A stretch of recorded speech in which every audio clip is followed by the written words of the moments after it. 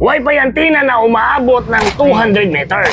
Aminin man natin o hindi, hanggang 10 to 15 meters lang yung range ng Wi-Fi natin sa bahay. Yung feeling na pumunta ka lang sa kapitbahay, tapos wala nang signal yung cellphone mo. Mapapauwi ka na lang talaga bigla at mababasag mo yung Wi-Fi mo sa ines. Pero ngayon, may solusyon na yung problema mo. Ito yung antenna na kahit pumunta ka sa malayo, magipagchismisan ka sa kapitbahay, maminwit ka man sa dagat, is connected ka pa rin sa Wi-Fi mo. Bago natin i-testing, unbox ko muna sa inyo para makita nyo ang laman ng box na to. Simple lang naman yung laman nito. Dalawang sungay ng antenna, yung mismong antenna at saka adapter para isaksak natin sa kuryente. Pero bago natin isaksak sa kuryente, kailangan natin ng dalawang cable. Yung isa para sa antenna papunta sa adapter at yung isa naman is adapter papunta naman sa ating main Wi-Fi. Pero bago natin isaksak yung cable papunta sa ating main Wi-Fi, mapa-PLDT man yan o globe, kailangan muna natin i-config itong antenna.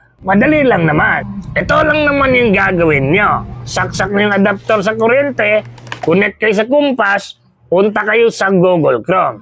Tap nyo 192.168.10.1. Ang password niyan, lagay nyo admin. Pagkatapos niyan, punta kayo sa wizard, piliin nyo yung router, DHCP, tapos click next. Fill up nilang, lagyan nyo ng pangalan, depende sa gusto nyo ng pangalan ng Wi-Fi nyo. Depende rin sa password nyo, kayo na yung bahala. Tapos click finish.